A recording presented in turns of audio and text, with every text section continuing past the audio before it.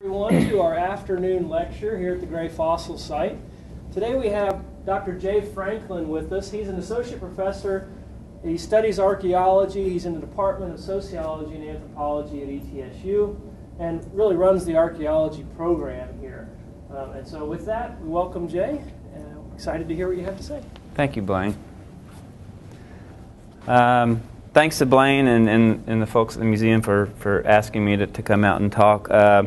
So what I'm going to, this talk is a little bit different than one I normally give because what I want to do is tie it into sort of the natural history of our region and how that does tie into archaeology, both in terms of history but also in terms of the appearance of the landscape as well. And I'll start with a little of my own history. I decided to become an archaeologist because I wanted to study really, really ancient things. And the archaeological record in Europe and in Africa is far more ancient than the archaeological record here.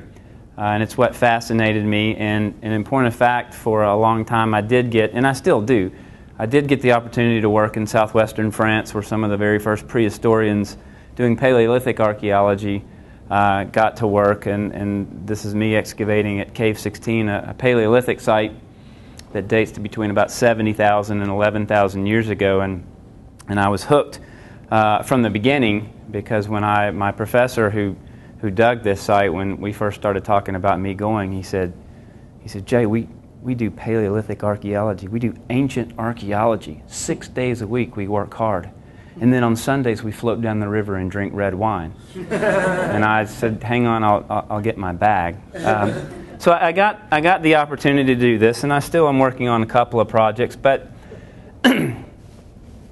almost 20 years ago, I also began to understand and really appreciate the environment in which I lived. And it's kind of funny, when I first started teaching as a graduate student, after I'd gotten a chance to excavate in France a couple of years, and started my own research program over here, I would come back and I would tell my undergraduate students, they'd say, "Wow, it must be really great to work in France. It must be awesome." And I said, "Yeah, it is really great." But I said, "You know, we have a spectacular archaeological record here, and there's nowhere more beautiful, I think, than East and Middle Tennessee." And they, "Oh, you're kidding. You got to be kidding." And I said, "No, I'm very serious. We have a fabulous landscape here." And I think it's something that people have known for a long time. This is a quote from a larger speech that Landon Carter Haynes gave in 1872. He was kind of being picked on about being from East Tennessee. And he gave a very eloquent, he was a word painter, as some historians have said, and he gave a very eloquent speech about the beauty of East Tennessee and the Watauga River. And just the last quote I'll leave you with here, but very apropos, this is Pogue Creek up on the Cumberland Plateau where I worked for several years. But people have known this for a long time. The Spanish, when they came through on two separate occasions in the 16th century, remarked what a wonderful, beautiful place East Tennessee was. They talk about the 3 months they spent in East Tennessee, and I think it was one of the only really comfortable or sort of comfortable stretches they had, and they actually got a chance to regroup, and the Native Americans were quite nice to them, and they talked about what a land of plenty it was and a beautiful land, and as I say, clearly Native Americans have known this for a very long time. And I think also, too, Native Americans have intertwined the natural landscape with the cultural landscape. And in many ways, they've imprinted their metaphysic, their cosmology onto the landscape. And so I've really, really enjoyed spending 17, 18 years doing this, working in this region. My introduction, I did some archaeological contract work to help put myself through school towards the end of my undergraduate career, or tenure, if you will, in beginning in the graduate school. But research-wise, my first beginnings were in cave archaeology. And I will admit, I was drawn quite a bit at first because caves are sort of esoteric, mysterious, sometimes can be very dangerous places. This is a cave where I did my master's thesis, and you have to crawl around this ledge to begin with to get in the cave, and then after you get in it, there's this chasm that you have to cross, and you can see people's headlamps on the other side. You have to kind of scooch across. It's about 50 or 60 feet deep. I gave a talk at the College of Charleston in 2007, and I talked about the first time I crossed this thing, and I didn't particularly care for it. And I said, yeah, when I first saw this thing, it was like 20 feet across and 1,000 feet deep, and I said, I'm not going to cross it. But I went back the next week, and it got a little smaller. It was just a few feet across and maybe 50 or 60 feet deep. And I had a couple of people come up after the talk and wanted to know the geological forces at play that caused that hole to shrink. And I assured them at that point it was really more my imagination than anything else. But I was drawn to this, and there is that aspect to it. And we get a lot of help from the caving community in Tennessee, the folks with the Tennessee Cave Survey and a lot of local grottos who have helped us do our cave work. And early on, a lot of them said, well, yeah, but Indians, Native Americans, they would never do this sort of thing. And what we found out over the course of many years is, in point of fact, they did these things, and they went miles and kilometers back in these caves to paint, to extract minerals, to extract flint. And this is how I got my start. I want to back up a little bit. One of the reasons I think this is important in our region is because Tennessee has more recorded caves than any state in the Union, well over 9,000 caves. And most of them are situated along the Cumberland Plateau, but we have lots of them here in our part of East Tennessee as well. And this is something, too, that Native Americans and later historic people obviously were quite aware of, and people used them for a variety of reasons, and they were part of their natural and their cultural landscape.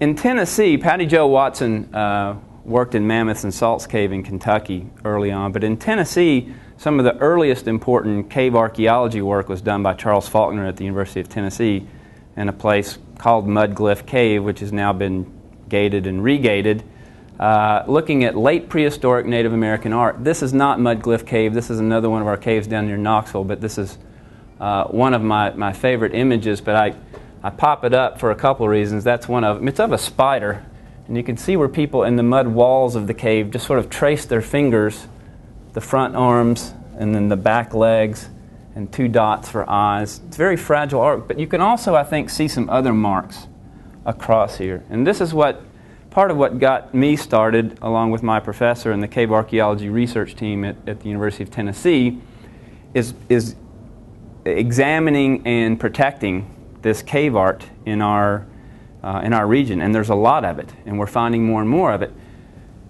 But it's very fragile, and I'll show you another slide in a minute. These mud glyphs, you could be walking through a cave, and the other thing is, if you can see here, the light's coming from the side. So if you're walking through the cave often, and you walk right up to a wall with your mag light, and you do this, you're as likely not to see the image as you are to see the image. And so we've learned to light them from the sides. But a lot of people walking through the cave, you're trying not to fall down, you're trying not to get hurt. You could literally walk along this ledge, and you could rub your arm across it to keep yourself from falling, and you would rub away the image, not meaning to. Then there are other cases where there are either people who don't care, or they don't know what it is that they're drawing over, marking over, and this is actually Dunbar Cave in Clarksville, Tennessee, in what's Dunbar State Natural Area, and you can go visit this. They have it roped off, and they give tours of it. It's a late prehistoric cave art site. These are pictographs. These were painted with charcoal and other mixes to make them black. Those are the black images, and you can see they have tails a little bit, and it's this cross and circle design with these sort of sun figures, or what we call galushes. You see the same decorations on their pottery often. Probably talking about the axis mundi of the universe, the upper world, the middle world, and the underwater world. But somebody later in time, and you can see some other graffiti, is just marked over these things. And they may or may not have meant to. Sometimes you see it on purpose. Sometimes they didn't realize what they were marking over, just somebody else's drawing.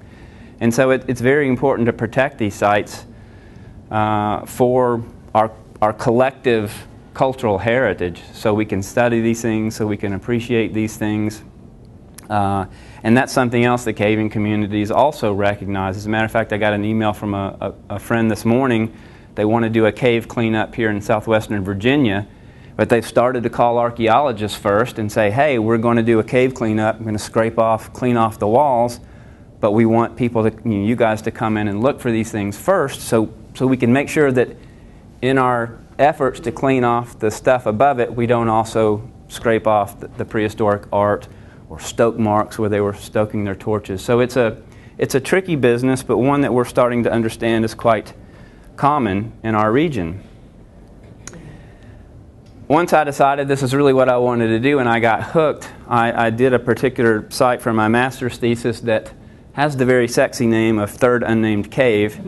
Actually, that's not its name. It actually does have a very colorful, mythological name, but this is simply the third in a series of caves that we had cave art in, among other things we wanted to protect, that to help them stay protected, we unnamed them. So this is a third in the series of those.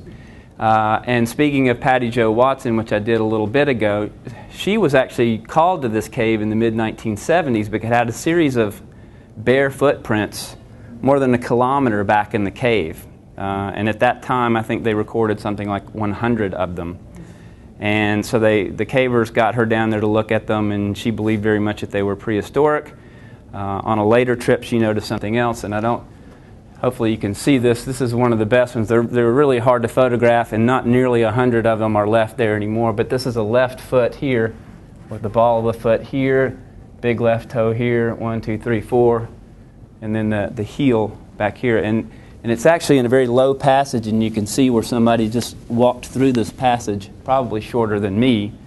You can see the left, right, left through here. But a very fragile archaeological site. I got the chance to do my master's thesis here. And speaking of things that people will and won't do, once you cross that hole that I showed you before, you have to wind through about 1,000 meters. If you sort of stacked 10 football fields on end and then twisted them around pretty good, and big holes in the floor that you could fall down through, that's kind of what it's like. A lot of it's big open walking passage, some of it's crawlways. You have to watch for holes in the floor. Occasionally you'll see rocks. This is about midway through the passage where people periodically, they bundled river cane together to light torches to light their way through. Periodically you stoke the end of it to freshen the flame on a rock to keep it burning, and that's what you see here. And then when you got to the back of the cave, you essentially come to the end, but there's some holes in the ceiling. And you crawl up through them and you open back up into a big passage. And it actually winds on back behind Valerie, the second person there. But the main part of it's something like 20 yards across, 100 yards long, and maybe 4 to 6 feet high. But a big room. You can see this, hopefully with the shadows, you can see the sort of hummocky surface there. That's all from mining and digging activity that ancient Indians did in the neighborhood of 3,000 years ago. We have 15 radiocarbon dates. They all tightly cluster right around 3,000, a little older than 3,000 years ago. And they were digging chert nodules or flint nodules out of the sediments in this passage for stone tools. Here you can see one of their pits. I'm looking down into it. Over here you can see the walls of one of these pits, and you can see the vertical marks where they were taking digging sticks and digging into them. They would very quickly break these things open. They built small fires and lit them to light what they were doing. But this was a really, really logistical, very much planned activity. I talked about in this passage that led up to it, they lit their way through this passage with bundles of cane torches. Once they got up into the big room, they put the cane torches out, and all the little fires that lit their activities in here were pine and red cedar. So they were packing in firewood. 1,000 meters into this cave. Also, they had chalcedony hammerstones, which is kind of like a quartz that occurs all over the landscape up here locally. They would bring these in to break open the flint nodules, leave them in there, and they'd bring some in the next time. So probably what you had are groups of people coming in, some people responsible for lighting, some people responsible for digging, some people responsible for breaking these nodules open, but they left it all laying around. And I've made 30 some odd trips into this cave, and it's not quite in dramatic sense, but it's almost like a Pompeii. They left it just like they left it, and nothing's disturbed it since. And I still never get over the fact that when I walk into this part of the cave, how I missed them on their way out. That's the level of preservation that we're talking about. So it was a really great opportunity to be able to see exactly what they were doing back there, and we were able to reconstruct that, you know, finding out the different kinds of wood. You can see also, although to a lesser degree, where they were knocking flakes off the flint nodules coming out of the wall. But because of this preservation, and you can see here, there's a little flint knapping pile, one episode here. You could actually refit this material, even in the cave. I did most of it in the lab, of course. But you could refit the material actually in the cave. And in so doing, you could, albeit in the reverse order, you could reconstruct the actual reduction sequence. And then what you can't put back together is what was missing, in other words, what they were taking out of the cave. And basically what they were trying to do, instead of carry a whole bunch of chert nodules out of the cave over this dangerous chasm, and believe me, I did it in backpacks, and it's dangerous, and it's, more than importantly, it's not fun at all, is they were simply trying to knock off relatively uniform, thinner flakes with thin, regular edges that once they got out of the cave, then they could fashion those into stone tools much easier. And it's a lot easier to carry out, say, maybe 30 flakes than it is 30 nodules of flint. And we were able to reconstruct this process in the cave. One of the more interesting aspects is the association of artwork with this. As I said, the deposits here date somewhere between 3,000, 3,200, 3,300 years old. But there's petroglyphs carved in the ceiling in spatial association. This one you can kind of barely see. We had a lot of fun calling him Demon Boy or whatever when we first started working at it. But in all likelihood, and we see this in some of the later art, it's probably a possum, which is a lot less spooky, although they can be kind of mean if you make them mad. But you might ask, why do people paint a possum on the side of a wall in a cave? It's been well documented ethnohistorically that a lot of Native American groups had a certain sort of reverence or respect for certain kinds of creatures who could move through different worlds. And possums, although you may more likely see them at night, you know, you can frequently see them during the day. Raccoons as well. Evergreen trees like our own rhododendron and hemlock that don't drop their leaves in the winter but keep them all year long. Species of animals and plants like that, they had a special place for them, and they figured into their cosmology and their tales and stuff. So maybe that's why you see that here. Perhaps a sun figure. This is a series of nested spirals, which some people initially interpreted as perhaps the moon, given its proximity to what some people had termed the sun. But we know in Cherokee belief systems that these nested spirals often served as sort of portals or even warning signs, caution signs as dangerous places on the landscape. And while people used caves prehistorically, Native Americans did, they also had a certain sort of reverence or respect or fear. They were portals to the underwater world. And so one had to be very careful. Here's a couple of serpentine lines which probably indicate some sort of snake. I have a question there. Yes. The checkerboard, about how many inches is that? That's a 10 centimeter scale, so something like that is what you're talking about, yeah. And in the fashion that we liked, it was very important to protect this site, that we didn't draw so much attention to it. And the age? About 3,000 years ago, between 3,000 and 3,300 years ago. All the dates cluster really tightly. And we're confident of this. I didn't put a slide of it, but there's a big sort of cross-hatching pattern etched on one of the big rocks in the cave, maybe like the back of a rattlesnake or even an exaggerated rattle. We see this with one of these flint knapping piles and a little fire over it, and we dated the charcoal from that fire something like 3,100 years ago. So whatever was drawn on that surface was drawn before 3,100 years ago. Then with the landowners, a lot of the caves we've done with TVA. They've been on TVA property, some of the reservoirs. The one with the spider glyph I showed you, that was a TVA cave. And TVA Cultural Resources are very good about protecting the cultural heritage of TVA properties, and they front the money and help provide the materials to gate these caves. I will also say that these gates have to be bat friendly. so that the bat populations can move in and out of these caves. So a lot of effort is put into not only protecting the cultural resources, the archaeological heritage in this cave, but protecting the natural environment and the animals that use these caves. Same thing here. This cave is on private property. This cave is also at the bottom of a 1,000-foot gorge, which made gating it. Kristen, who is our cave gator, said this is the most difficult one that she's ever done. We did this over the course of about 6 different weekends, and it was tough because fortunately somebody had cut a road down the other side. There you can see Tim taking the tractor, taking the steel over, hauling it across that ledge I've already showed you through the cave. It was quite an ordeal, but we have it done, and we have these archaeological resources protected now.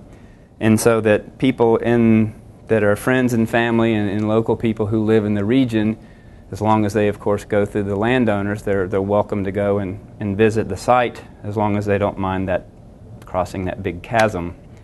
But I had such a good time, and I really enjoyed it, and then I thought we did some really, really interesting research. I just published another paper this last year on that site for my master's thesis. We've just gotten a lot of good work and a lot of good information out of it, that I decided to expand my doctoral work in the area of the Upper Cumberland Plateau up there, because as I was taught, no archaeological site can be understood in isolation. So you have this really spectacular site, and yes, it's really, really cool, but how do we fit it into the regional sequence up there?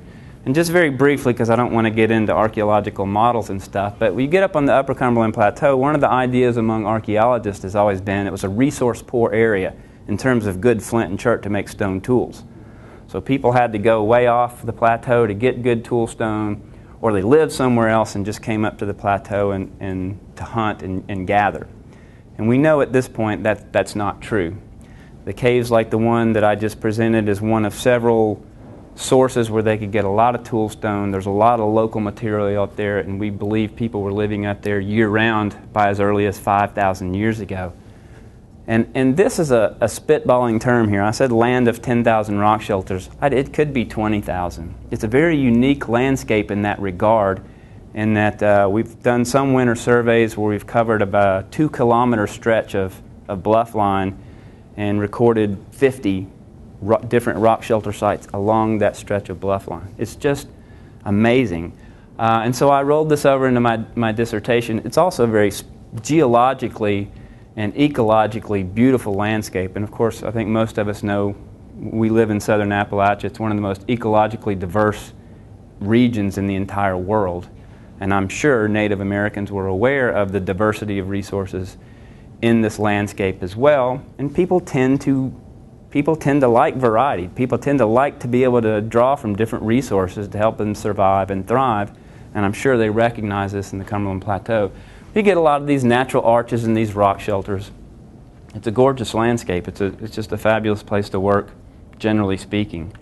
And I love spending my time out here. But we've spent now, this is 2013, the last 17 years as of last month, doing work up here in the caves, in the rock shelters, constructing the regional culture history up there, and learning how people lived and exploited the landscape. This is in Pogue Creek State Natural Area. This is a big rock house. We call this one Hemlock Falls Rock House. And in wet weather, there's a pretty good waterfall that comes down along to these big hemlocks. But this is a nice dry archaeological site, so we had some good preservation here. We got a lot of charcoal and we got animal bones, which was nice. Unfortunately, we're not the only people interested in the archaeological record up here. And to doubly confound that, we weren't nearly the first people up here to be interested in it. And if you read a lot of the old documents, and particularly a lot of unpublished manuscripts, which the Tennessee Division of Archaeology has on file, local folks have been investigating and digging in these cave sites from the Civil War on. 150 years, maybe, that they've been digging these sites. And I'll have more to say about that in a second, but you can see this is what we call 22nd Unnamed Cave. It does have a dark zone farther back behind Aaron, beyond the reach of ambient light, and we have some pictographs back there, but this was a great living area out in the vestibule entrance of the cave. Lots of really black dirt, organically rich dirt. But you can see it's just been destroyed. There's a bucket from digging up there outside the front of this cave, and it's down in the bottom of this gorge too, and it sits probably 150 feet up off the river. It's not easy to get to. There's a big mechanical sifter sitting out in front of this cave. I don't know how in the world they got it up there. But we were able to get no information. We were able to mostly date the pictographs in the back, but we got no information from this area. A few pieces of pottery, and we did some test excavations, but it was all we could do. It was just completely destroyed. And as I said, there's a 150-year history of doing this up here. This is another site that we did some work on, and we did get a good sequence here, and we actually managed to publish a paper, but this site has been dug and dug and dug and dug. And I'll show you what I'm talking about in just a minute. This was from 2007 when I brought my French colleagues over. These mounds of dirt that Lucinda and Violaine are standing on, that's all from digging. Just people digging, throwing it out. Here you can see where they've piled up a bunch of flint and artifacts on it. Now, the purpose of me talking about this is not to get after people so much, because particularly in the plateau area where this is happening, these are people who are interested, and I know a lot of them, and many of them are friends, and I would probably still be working on my doctoral dissertation if it weren't for some of them. That's how much help they've been to me. But it's a different mindset, and a lot of these people don't dig to sell things and put them on eBay. They dig because they're interested. They dig because it's a rite of passage, it's a pastime. I have some friends up there, a very prominent family, who have let me dig on a lot of their property, and when Jerry's grandson got of a certain age, they took him out for his first arrowhead dig, and his mom made him a little plaque and put it all up and said, you know, Jacob's first arrowhead dig with Grandpa, and then put the date on everything. It's just part of what people do. I think some people go out sometimes. We ran across 2 or 3 guys one Sunday morning several years ago.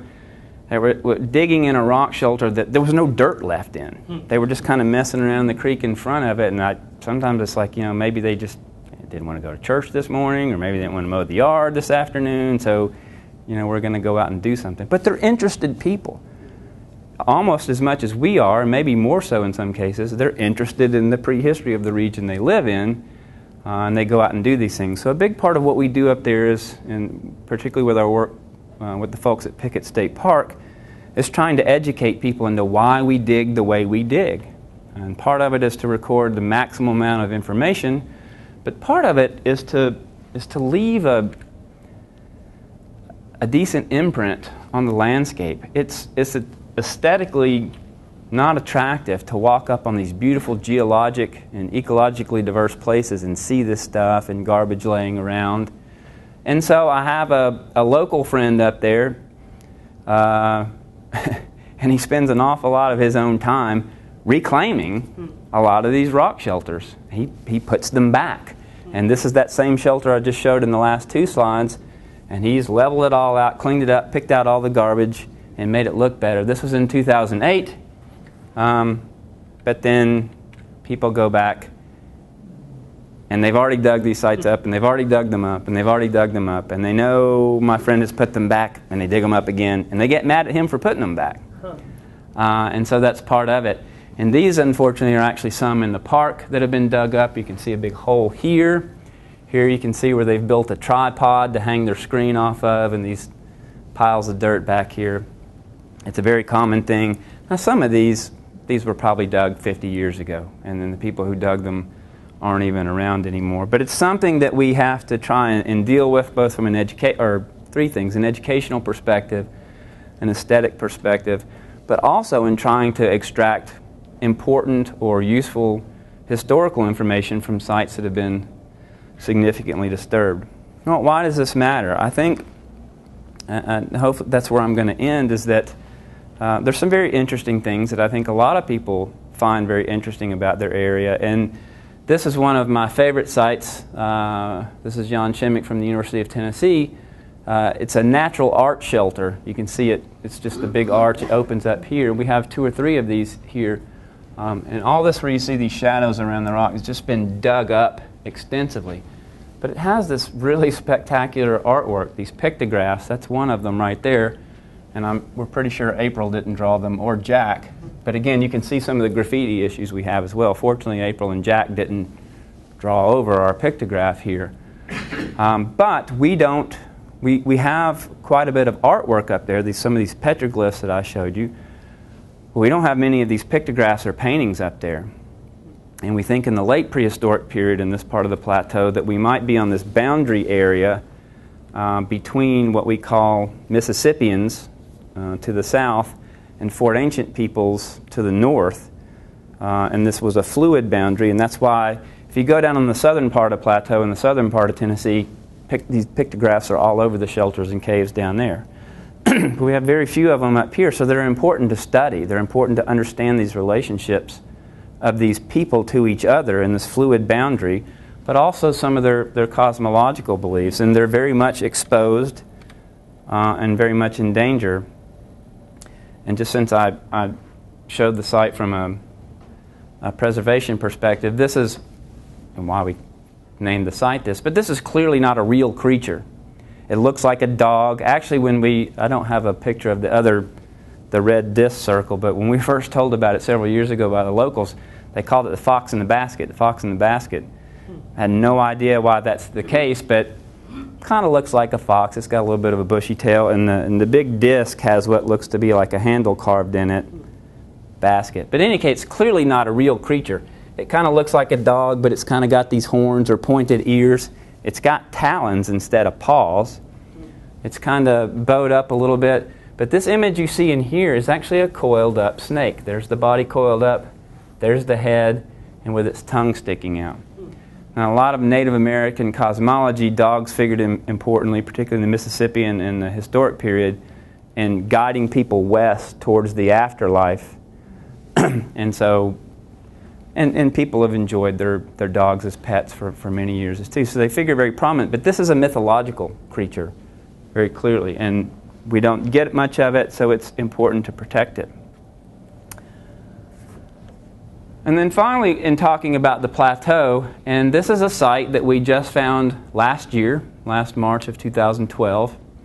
We did a winter field school in winter of this year, in December and January, and a former student of mine who's now one of the park rangers up there talked me into, he said, hey, we need to test this rock shelter, and you need to let some of your students get some excavation experience. And so I said, okay.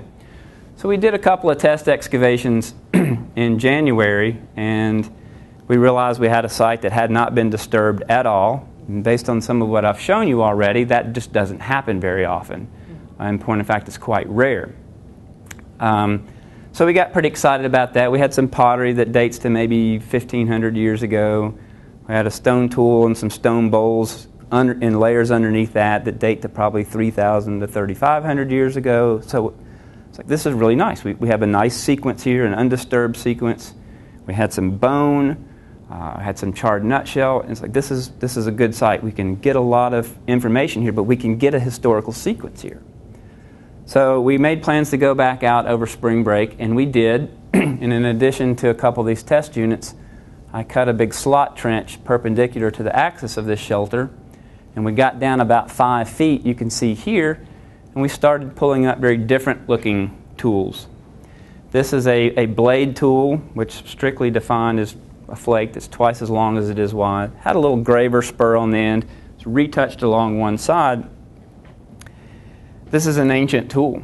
And speaking of my interest in France, these Upper Paleolithic assemblages that we talk about, they're all blade tool assemblages.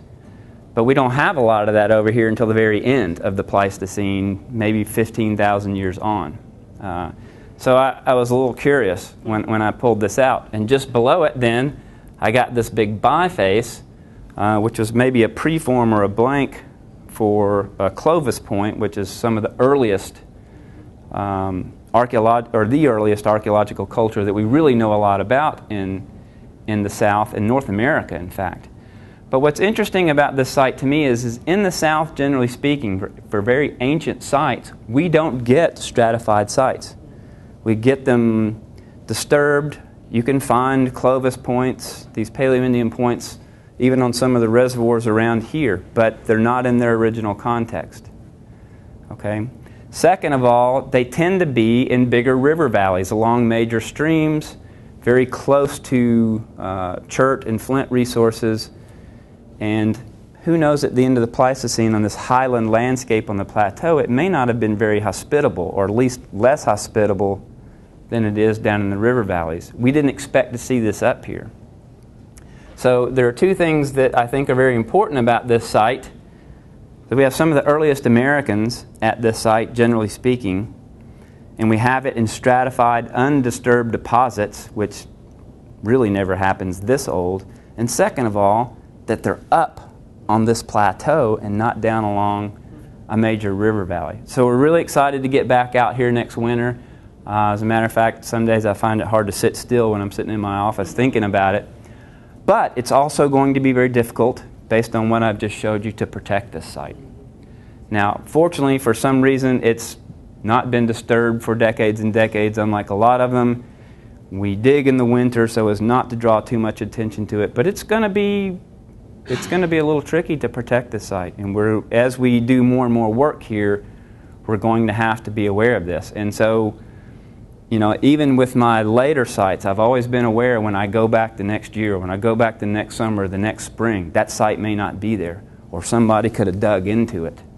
And so I'm constantly aware of this, and this site in particular, we're very, very cautious about, but very, very excited about too. We can't wait to get back. So that's where I've done most of my work, really, in the last 17 or so years. Closer to home, when I came to ETSU in 2004, my wife actually went to school here and played tennis here, but I grew up in Chattanooga and went to school in Knoxville. But we came back to East Tennessee after my first job at the University of Memphis, and a little bit here and there with S.D. Dean, who's doing some artifact ID upstairs. I started doing some work with S.D. This is a little rock shelter out along the Holston, similar kind of situation, except for this is limestone instead of sandstone. A disturbed shelter. We got a little bit of information out on it. Still have yet to write this one up because they just dug a big hole out of the bottom of it, so we didn't get a lot of information, but one of the latest dated pottery sherds might actually be early Cherokee. But I began to get interested in it, and as I began to get interested in it, I began to meet people around here who are avocational archaeologists, many of them who were members of the old Kingsport chapter of the old Tennessee Archaeological Society. And I kind of got interested in the area, but when I came back to Tennessee, East Tennessee, in this part of East Tennessee, I was really struck by the reference people made to Cherokees, even all the way back into prehistory. And there's never really been great archaeological evidence for that. Point of fact, early archaeological surveys would have you believe that there wasn't great evidence for much in the way of archaeology in our region. This is a TVA technical report from 1958. You can see Watauga, South Holston, Boone, and Fort Patrick Henry. I've highlighted in yellow no archaeological manifestations of any importance in the area. Not suitable for permanent Indian habitation, and that apparently there were no prehistoric village sites. Well, story over, right? 1958, we're done. Now, in fairness, in 1958, the fledgling archaeology program at the University of Tennessee was grossly overwhelmed because we have a fabulous archaeological record all across our state. And they were pulled in so many different directions, and you can't do everything. And I'm sure Blaine knows this as a paleontologist. Because of the nature of some of these sites and protecting them, you want to get to everything. Nobody can do it all. And I'm sure that's a lot of what they were faced with in some of this. But I think it's led to this idea that this has sort of been an archaeological black hole, except for maybe local people, for a number of decades. Even early archaeological projects, this was Bob Lafferty, who's a fabulous archaeologist, but he did some work at Phipps Bend in the 1970s in preparation for what was going to be the nuclear facility. But he found mostly ancient sites, 2,000–3,000 years old. The late prehistoric period, what we would call these village sites, he said they're not here. And so he said the late prehistory, kind of like that 1958 report, really unintense. People might have still been practicing a little bit of horticulture, largely hunting and gathering. not much to it. I don't know how much, if any, I've talked to Bob quite a few times, he knew about this site just upstream. But as I began to get to know people here, they had collections from their parents who dug at this site with the old Kingsport Archaeological Club, and it was very evident to me early on that this was a village site, a late prehistoric village site, and a couple of these people donated their collections to the archaeology laboratory, and we began to work with them. Now, I've sort of already given this away a little bit, but I'll pose the question. What's the knee-jerk answer when you, who were the Native Americans who lived in our region before we did? The Cherokees. And we talk about that all the time. There's clearly historical documentation that that was the case in the late 1700s. And that's the answer you get. So here's the history of the research problem around here. And again, some of this has just kind of fallen right out before us in the last few months, although we've been working at it for a few years now. One of the earliest explorers, long hunters, Dr. Thomas Walker, in his explorations through this area, made camp 4 miles downstream from the junction of the Forks of the Holston, just above Kingsport, on the north bank, across from, as he put it, an abandoned Indian fort. That's all he says, it's an Indian fort. Now later on, Muriel Spoden, in writing, and she may have been drawing from some other sources, I don't know, wrote, in talking about this, the Walker camp across the river from the Cherokee Indian fort was located at or near Solitude Ford. Now I don't know in particular why that was referred to at this point as a Cherokee fort, other than maybe some of the historical documents from the late 18th century. And that assumption is not unreasonable at all.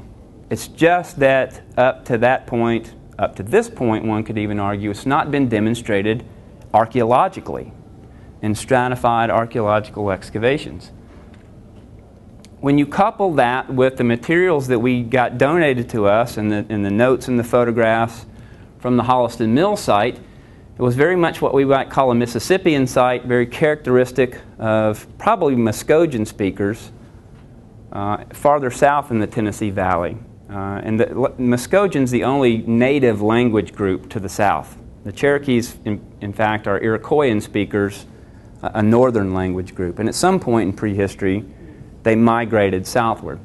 But a very Mississippian, we have a lot of houses, probably what was a big council house. You can see the post holes here. And if you look at the pottery, though, it's not Cherokee pottery. The earliest pottery of the site is what we call Pisgah, which Charles Hudson and some others used to refer to as prehistoric Cherokee, but it has a very wide distribution range throughout southern Appalachia. And as one of my colleagues put it, none of us are really sure what Pisgah exactly is at this point. It has its origins about 1000 AD. And as he said, it might likely be from outer space. Now, that's not true, of course, but we're still trying to put that together. But about the 1400s, maybe earlier than that, you get what we call Dallas pottery. Again, much more characteristic of the valley farther south below Knoxville and into North Georgia. It's part of a chiefdom that was called Coosa. It's made with crushed up river mussel shell and has this cord marking on it. It's very different than Cherokee pottery. And so this was probably some sort of Muskogean speaking group or some other group, it appears, than the Cherokee. So some of my ideas as early as 2006, 2007 were, well, the Cherokees may have gotten here at some point, but the people before them were Muskogean speakers, maybe Coasati. Some people thought Yuchi, some people thought Chiska, but not early on, not Cherokee. But what we do know now is this business of no village sites and unintense occupation is not true. Here's Phipps Bend, where that nothing was found. A kilometer upstream we have the ASG site, the late prehistoric site. The Holliston Mill site, a big village site, lots of houses. It had walls or stockades built around it. The Arnold site, here's the location of these, probably what Walker's stockaded forts were. Given the fact that the Rotherwood site just north of it and the Holliston Mill site south of it were Dallas sites, this one probably was too, and you have some of this also in and around the Long Island. Okay? But right now, as we understand, there are a lot of towns and hamlets here now, and as it turns out, a lot of them. Now, and to kind of wind down where we are now, and heading back closer to this way on the Watauga and Nolichucky, a lot of people know about a local site called the Austin Spring site. It's been dug on and off, again, mostly not by archaeologists, but we know a little bit about it as early as the 1950s. It was written a mixed population, and by mixed we assume they were talking about Cherokees and Euro-American peoples. You had some typical Native American artifacts with some iron trade axes, but they suggested a date of about 200 years ago, or 1750. But that's an acceptable, the idea of Cherokee then is acceptable for that late a date. It's likely then the Cherokee pushed over the mountains like they did in the Overhill towns farther south, that they pushed over into this area, at least maybe some small hamlets and hunting territories and things like that. So it makes sense, but the date suggested was 1750. Well, we began doing some informal surface collections. Part of the site is under the pool level of Boone Reservoir, and a good bit of the site is above it. We started doing some surface collections and dating the pottery, and two things stood out. If you look at the pottery, it doesn't look like that Holliston Mills pottery, that Dallas pottery, what may be Muskogee pottery. It looks very Cherokee. And not exactly like the Cherokee, what we call Qualla, from western North Carolina, but really, really close. But it's not this Dallas stuff, and it's not tempered with crushed up mussel shell. It's tempered with crushed up quartz and grit, like Cherokee pottery is. But these designs, this incising, these punctations, this cob rough and stuff, it's Qualla, it's Cherokee. That's interesting enough anyway. But then we started dating the pottery from the site. It's late 1400s, early 1500s. It's really early Cherokee stuff. And this really got our interest, and it also piqued the interest of some of my colleagues who know Cherokee archaeology far better than I do. This is a duck head effigy that came from one of the tops of the vessels, or if you really want to be a hardcore paleontologist, it's a hadrosaur, Corythosaurus effigy. It's a duck. But really interesting, neat pottery that came off the site.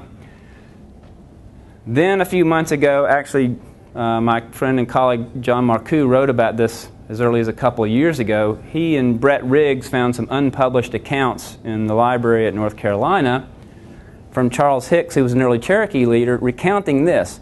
Only two resting places, talking about the Cherokees, in their immigration, presumably from the north, before they finally reached on the lands of their rest in western North Carolina. And the first of which is mentioned was Anikayunglia, which has reference to some area in the neighborhood of southeastern Kentucky, southwest Virginia, northeast Tennessee. Okay, somewhere between the headwaters of the Holston Clinch and Cumberland waters.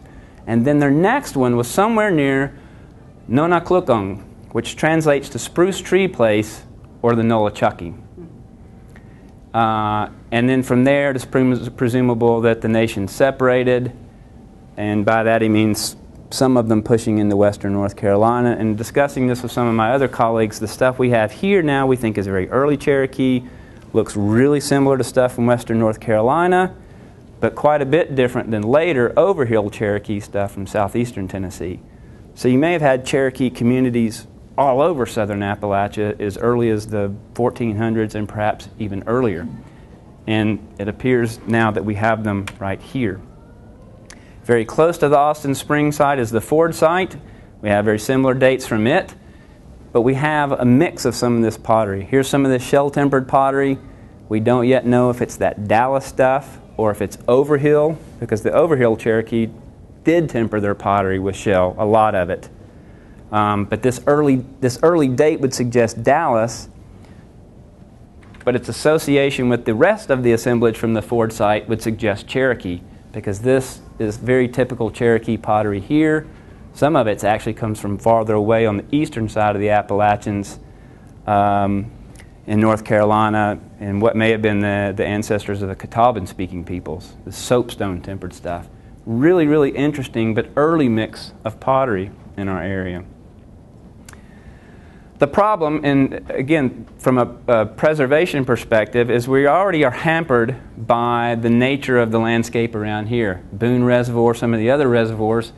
Here, and you can see my photo scale, this is a deflated hearth, meaning there's no soil or deposition. The raising and lowering of the reservoir every year has just washed away everything. And so we have to deal with that enough as it is. Then we also have problems. People dig out here as well. You can see all these little mounds of dirt where they're digging. You can see these four-wheeler tracks through here. Now the landowner at this site has taken recent steps to stop a lot of this. But we have some very early Cherokee sites. We've talked a lot with the Eastern Band of the Cherokee lately and a lot of other people that we want to investigate these. We want to be able to talk about Cherokee history in our region and very early important sites, but we have these factors working against us to protect them between the lake raising and lowering and artifact digging and four-wheeling and recreational activity. And it seems in some places to get worse here. But now this is not that site, but this one's just upstream a little bit. We have 3 dates from this site. I don't know that we can ever really do much with it, but it got hammered this past winter. Really worse than I've ever seen it in 9 years of living here. And so this is in part what we're up against in trying to save some of the history of our region. On the Nolichucky, we've also discovered a new site just here in the last couple of years that appears to be a large Cherokee town that we tentatively dated between 1625 and 1700 based on the ceramics we recovered. And I would have put it in here, but I'd already finished my presentation. We got our first radiocarbon date back about 5 o'clock yesterday afternoon on charcoal from one of the Cherokee pieces of pottery, 1650. So it fits really nicely within this area, but the site has enormous, first of all, other than some corn plowing, it's not been disturbed, and some tomato planting. The landowner is a very nice gentleman, has told us we can do a lot of work out here. It has enormous potential because along the riverbank is a big trash dump. You don't find big vessels anymore, or parts of vessels anymore. So we've already done some vessel reconstruction. We can talk about vessel function, variation in vessel form. Up on the plateau where I work, we get crumbs of pottery. And you can't do a lot with that other than sort of identify about what time period it is. But here, we can talk about vessel form and compare it to other sites in the region and talk about interactions. We can also, because of its undisturbed nature, our colleague here, Eileen Ernenwine, who's a geophysical specialist, and she's really excited to get out there, we can go out there with geophysical equipment, ground-penetrating radar, magnetometer, and we'll be able to, because it would take decades to excavate this site, but we can go out there with geophysical equipment and get an idea of the number of houses out there, the community patterning and structuring. Was it palisaded or walled off?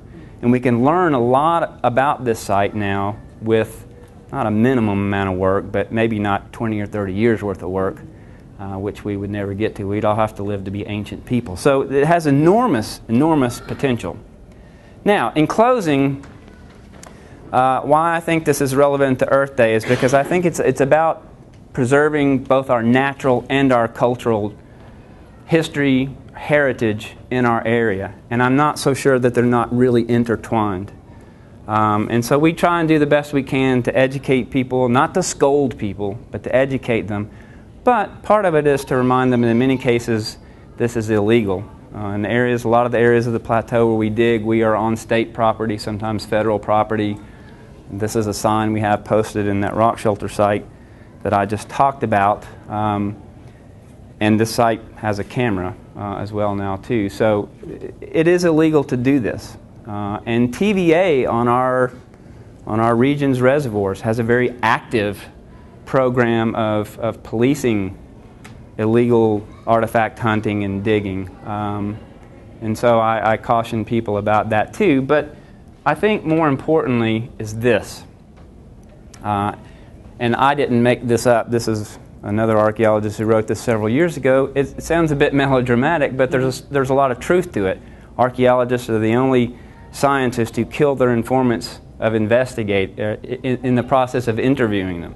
And it, you know, again, that's a bit melodramatic, but it's like, oh, I really meant to ask a couple more questions, and now you can't. And that's the thing. Whether you're doing it as an archaeologist in a controlled scientific manner, or you're just an interested person who's going out there digging, you can't go back and redo it. And so if you miss something the first time, if you didn't get the information you wanted, you didn't make good notes or photographs, you can't go back and redo it. And everybody likes to find stuff. I still tell students all the time, I never get over the discovery part of my job. It's just fascinating. It just never gets old. But I like to find it where it belongs, because then I can say a lot more about that material. And I can hopefully, as I give more of these talks, as I write stuff, I can tell people not only better stories, but more informed, more accurate stories, instead of just saying, well, this is a nice spear point that we think dates to maybe 11,000 years ago. Or this looks like Cherokee pottery like you'd find in western North Carolina, but we don't really know because we picked it up off the beach out on the lake. We need to find it in its original archaeological context. And in that regard, I think we all need to work together. And in point of fact, we have a lot of avocational people that work with us. We know a lot about the archaeological record because of these people. We need to do it together so that we don't dig any more than we have to. We don't dig without particular research questions.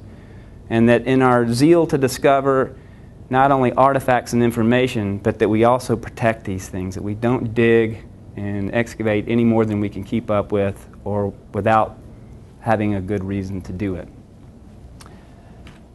And with that, I will stop. Thank you very much for your time. I have a question. Was this area glacial or not? Or interglacial? Here, no. I think, you know, there's been a lot of research done in the Smoky Mountains looking for evidence of glaciation up there. I think the jury's still out on that unless there's been some new research I'm not aware of. And I also don't think on the plateau where we were it was glaciated. But it still may have been, well, I mean, you know, if you spend any time in the mountains, even at not high elevations, it can still be, if you go up to Roan Mountain, I've been up Roan Mountain days where it's like, you're running around Johnson City, it feels pretty good, and you get up in Roan Mountain and it's 30 degrees and the wind's going to blow you off the top of it. So the climate can be very different, or the weather, but I don't think, certainly not down here in our valleys, was there any glaciation. Any other questions? Yes, ma'am. What were the tribes that settled on the New River and coming down the Clinton coast? Well, that's an interesting question because some of it depends on whom you ask, but some of it, as you particularly get into the historic period, and by that I mean as early as the Spanish, but then the French and the English, some of these people stayed so little time in certain places, it's hard to pin them down. There's a group called the Chizka, which people have written about, but we don't know much about them. They're a group of scholars who think that they settled part of that southwestern Virginia area. But you also have some of this Dallas stuff up there in certain drainages as well. But the thing is, we don't know much about the Chizka. And if you look at some maps and some interpretations, it looks like they may have been in northeastern Tennessee. But they pop up all of a sudden in something like 1624 down on the edge of Spanish missions in Florida, like that. So they're moving. Some of those were the Westos. The Yuchi were still trying to figure out their movements from the late prehistoric, proto-historic, even to the historic period. So it's difficult. And what some scholars have talked about, some of my colleagues have talked about, particularly after you get Europeans sort of ruffling things up, and that's putting it mildly and diplomatically, but is that you get these coalescent communities. In other words, even in some cases, they may have been of the same people, the Cherokees, for example, but they came from different Cherokee communities, and when you excavate the material remains from their houses, this is down in Townsend, this has been documented by John Marcoux, that each household has its own sort of distinct pottery tradition. It all appears they were Cherokees, but different traditions. But it's also been documented historically that you may have had these coalescent communities of people from different groups.